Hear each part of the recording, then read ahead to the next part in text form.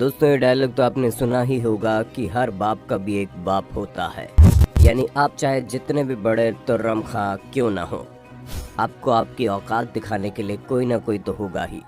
तभी तो जहाँ शेर जिन्हें जंगल का राजा कहा जाता है वो हाइना के झुंड से हार जाते हैं। ईगल जिन्हें आसमान का राजा कहा जाता है वो रात के अंधेरे में उल्लू का शिकार बन जाते हैं। ठीक उसी तरह पानी में मौजूद हर एक जीव को अपना शिकार बनाने वाली किलर व्हेल यानी कि ऑर्कास, जिसे किसी से भी डर नहीं लगता, यहाँ तक कि दुनिया की सबसे खतरनाक शार्क तक को अक्सर इसके आगे हार माननी पड़ती है। तो वहीं पर ये किलर व्हेल भी किसी के आगे झुकती है, और वो कौन है, इसे जानने के लिए वीडियो की बिल्कुल अंत तक बने रहना हमारे साथ। दोस्तों अगर आप हमारी वीडियो रेगुलर बेसिस पर देखते हैं तो आपको ये बताने की बिल्कुल भी आवश्यकता नहीं है कि ऑर्कास कौन है। लेकिन अगर आप पहली बार देख रहे हैं तो आपको बता दें, ये black and white water creature है जो बहुत ही ज़्यादा खतरनाक होते हैं और इसलिए इन्हें किलर व्हेल के नाम से जाना जाता है। इनकी ताकत का अंदाज़ा लगाने के लिए आप बस इतना समझ लीजिए कि ये शिकार करने से पहले उसकी पूरी प्लानिंग करते हैं, और वो प्लानिंग इनके शिकार पर डिपेंड करती है कि वो कैसा है। अब जाहिर सी बात है कि ये अक्सर ग्रुप में शिकार करते हैं, इसीलिए ये इतने बेहतरीन शिकारी हैं और इनके पास हर एक चीज़ की पूरी प्लानिंग पहले से ही तैयार रहती है।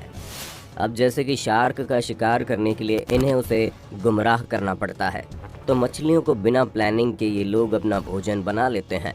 और जब बात व्हेल की आती है तो एक साथ कई सारे ऑर्कास मिलकर व्हेल को लगातार परेशान करते हैं। जहाँ कहीं कोई इन्हें काट रहा होता है तो कोई धक्का दे रहा होता है, यानी कि व्हेल के टाइम पर ये उसे पूरी तरह से थका देना चाहते हैं और इतना घायल कर देना चाहते हैं कि वो उनके चंगुल से बचकर निकल ना पाए। ग्रुप में शिकार करने का फ़ायदा उठाकर बारी बारी से ये व्हेल पर अटैक करते हैं, और सिर्फ इतना ही नहीं, जब ये व्हेल को डुबोते हैं तो ऑर्कास उस जगह को ही ब्लॉक कर देते हैं जहाँ से व्हेल सांस लेने की कोशिश करता है।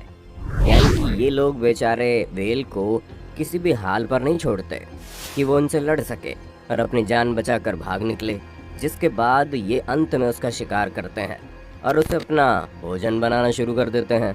अब जाहिर सी बात है ये सारी चीज़ें ये ग्रुप के बल पर ही कर पाते हैं, वरना तो व्हेल के बच्चों का साइज़ कभी कभी इन ऑर्कास के साइज से बड़ा होता है। अब आप खुद सोचिए, जब नॉर्मल व्हेल इनसे इतनी बड़ी होती है तो ब्लू व्हेल का क्या होगा। ब्लू व्हेल दुनिया में अब तक पाया जाने वाला सबसे बड़ा क्रिएचर है, यानी कि इससे बड़ा न लैंड पर न वाटर पर कोई भी जीव आपको नहीं मिलेगा, जिसका वजन 190 टन का होता है। अब आप खुद ही सोचिए, भला 3 से 4 टन का ऑर्कास चाहे जितने भी खतरनाक शिकारी क्यों ना हो, लेकिन ब्लू व्हेल की ताकत के आगे इनकी हालत खराब हो जाती।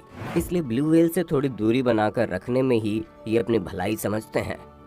लेकिन इन ऑर्कास का सबसे कॉमन शिकार बेबी व्हेल्स है, और ऑर्कास इन्हें इतना कॉमनली खाते हैं कि व्हेल्स को अपने साथ साथ दूसरों के बच्चों को भी सुरक्षित रखना होता है। अब आप समझ सकते हैं कि इनका खौफ कितना ज़्यादा है, और इन्हें इतनी आसानी से इनका शिकार मिल जाता है, इसलिए इनके नखरे भी कम नहीं हैं। तभी तो अधिकतर बेबी व्हेल्स की ये सिर्फ टंग खाते हैं और बॉडी का बाकी हिस्सा ऐसे ही छोड़ देते हैं। ठीक ऐसे ही शार्क के साथ भी होता है। ऑर्कास केवल उनका लीवर खाते हैं क्योंकि इसमें यूजफुल सब्सटेंस होते हैं, या फिर कह लीजिए इनके लिए शार्क विटामिन जैसे होते हैं जिन्हें खाकर इन्हें एक्स्ट्रा एनर्जी मिलती है। अब आप सोच रहे होंगे कि हम इतनी देर से ऑर्कास की तारीफें कर रहे हैं, क्या कोई इनको हराने वाला भी है? तो भाई लोगों, स्पर्म व्हेल्स ऑर्कास को टक्कर देने के लिए हमेशा तैयार रहते हैं। हालांकि फीमेल और बेबी स्पर्म व्हेल तो अक्सर इनका शिकार बन जाते हैं, लेकिन जब बात मेल स्पर्म व्हेल की आती है तो ऑर्कास की हालत ख़राब हो जाती है, क्योंकि एक एडल्ट स्पर्म व्हेल का वजन 90 टन का होता है और ये काफ़ी अग्रेसिव और स्मार्ट भी होते हैं। इसलिए ऑर्कास का स्पर्म व्हेल से पंगा लेना इनकी सेहत के लिए सही नहीं होता। स्पर्म व्हेल के अलावा द ग्रेट वाइट शार्क भी ऑर्कास से 2-2 हाथ करने के लिए हमेशा तैयार रहती है, या फिर आप ये कह लीजिए कि द ग्रेट वाइट शार्क इनकी सबसे बड़ी दुश्मन है। एक बार द ग्रेट वाइट शार्क ने इन पर हमला कर दिया तो इनका बचना नामुमकिन हो जाता है। इसलिए शार्क का पहले हमला करना ज़रूरी है, वरना ऑर्कास इन्हें गुमराह कर देते हैं और एक एक करके शार्क को पलट देते हैं, जिससे शार्क को कुछ समझ में नहीं आता, और इसी चीज़ का फ़ायदा उठाकर ये उन्हें फटाक से अपना भोजन बनाना शुरू कर देते हैं। अब आप खुद ही सोचिए, जब इतने बड़े बड़े खतरनाक जीवों को ये अपना शिकार करने की रणनीति से हरा सकते हैं, तो कितने बड़े शिकारी होंगे जिन्हें हरा पाना बहुत मुश्किल है। अब अगर मगरमच्छ की बात करें तो ऑर्कास मगरमच्छ का शिकार आसानी से नहीं कर सकते। जहां मगरमच्छ की स्किन काफी टाइट होती है, प्लस इनके जबड़े भी काफी स्ट्रांग होते हैं, पर मगरमच्छ भी इनका शिकार नहीं कर सकते क्योंकि इनके पास इतना बड़ा मुंह नहीं होता है कि वो 4-5 टन के ऑर्कास को अपना भोजन बना ले। इतना तो आप समझ ही गए होंगे कि ऑर्कास अपने हर शिकार को मारने के लिए अलग अलग तरह की तकनीक का इस्तेमाल करते हैं, पर इनकी सबसे इंटरेस्टिंग टेक्निक आपको तब देखने को मिलेगी जब सील का शिकार करते हैं। सील अक्सर सांस लेने के लिए पानी से बाहर बर्फ के ऊपर बैठ जाती है ताकि आराम कर सके और वहाँ उन्हें कोई खतरा नहीं होता, पर ये शिकारी जानवर उन्हें चैन से सांस भी नहीं लेने देते। तभी तो आप खुद ही देखिए कैसे ये झुंड में सिर्फ बर्फ को पानी के अंदर से उछालते हैं और तेज समुद्र की लहर बनाते हैं, जिससे सील ऑटोमेटिकली पानी में गिर जाती है। अब हमें और आपको ये देखने में इंटरेस्टिंग लग रहा हो, लेकिन इनके लिए ये कोई बड़ी बात नहीं है। ये अक्सर इसी तरह की टेक्निक अपनाकर अपना शिकार करते हैं। कई बार सील अपने आप को बचाकर वापस से बर्फ के ऊपर बैठ जाती है, तो ये दोबारा से ऐसा ही करना शुरू कर देते हैं और ये तब तक ऐसा करते रहते हैं जब तक सील पानी में न गिर जाए। और इनका शिकारीपन यहीं पर नहीं खत्म होता, बल्कि ये हिंदी फिल्मों के विलेन की तरह अपने शिकार को तड़पा तड़पा कर मारने में विश्वास रखते हैं। तभी तो आप देख सकते हैं कि कैसे अपने शिकार के साथ खेल रहे हैं। ये नहीं कि उसे चुपचाप खा लें, इन्हें तो उनके साथ खिलवाड़ करने में मजा आ रहा है। दोस्तों, अब आप जरूर बोर होने पर फिल्में देखते होंगे, लेकिन इनके पास तो टीवी और इंटरनेट वगैरह है नहीं, इसलिए ये बोर होने पर अपने शिकार के साथ ही खेलना शुरू कर देते हैं। और इनके इस बोरियत का शिकार केवल सील ही नहीं होती, बल्कि कई बार इनका शिकार स्ट्रिंग रे भी होती है। और पेंगुइन के बारे में तो हम आपको बताना ही भूल गए। असल में ऑर्कास को पेंगुइन खाना बहुत ज़्यादा ही पसंद है और ऐसी सिचुएशन में अक्सर पेंगुइन हम इंसानों को देखते ही हमसे मदद मांगने पहुंच जाती है, पर हर बार ज़रूरी नहीं है कि इन्हें मदद मिल जाए।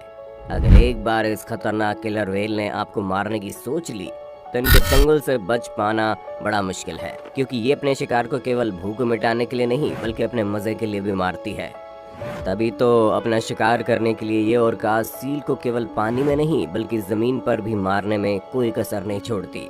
इसकी सबसे बड़ी वजह यही है कि इन्हें कोई मतलब नहीं कि प्रकृति के नियम कानून क्या है, इन्हें सिर्फ और सिर्फ अपना शिकार करना होता है। और इनकी यही शिकार करने की इच्छा कभी कभी इनके लिए परेशानी भी खड़ी कर देती है। तभी तो आपने ऑनलाइन ऐसी कई सारी वीडियोस देखी होंगी जिसमें खतरनाक शिकारी जीव शिकार करने के चक्कर में समुद्र के किनारे तक तो पहुंच जाते हैं, लेकिन इनके लिए वापस पानी में जा पाना मुश्किल हो जाता है। इसी चक्कर में ये लैंड एरिया में फंसे रह जाते हैं और फिर ये ऐसे मासूम बनकर रोना शुरू कर देते हैं कि किसी को भी इन पर तरस आ जाए। और इस तरह की सिचुएशन में इनके पास केवल एक ही मदद होती है और वो है हम इंसान। जी हाँ, हम इंसान ही इनकी मदद कर पाते हैं, वरना तो शिकार के लालच में अपने आप को मौत के कगार पर खड़ा करने वाले ये किलर व्हेल खुद से तो पानी के अंदर वापस जाने में इतने ज़्यादा समर्थ नहीं है। हम ये नहीं कह सकते कि हम इंसान ही ना रहें तो इनकी पॉपुलेशन कम हो जाएगी, वरना इतना ज़रूर है कि हमारे बिना कई ऑर्कास बहुत बुरी मौत मरने को मजबूर हो जाएंगे। और होंगे भी क्यों नहीं, जब ये दूसरे जीवों को इतनी बुरी मौत देते हैं तो प्रकृति इन्हें छोड़ेगी थोड़ी ना। बाकी दोस्तों, आपका इनके बारे में क्या कहना है हमें कमेंट करके ज़रूर बताइए। और इसी तरह की इंटरेस्टिंग वीडियोज़ को लगातार देखते रहने के लिए हमारे चैनल को लाइक, शेयर और सब्सक्राइब करने में हल्की सी भी देरी ना करें।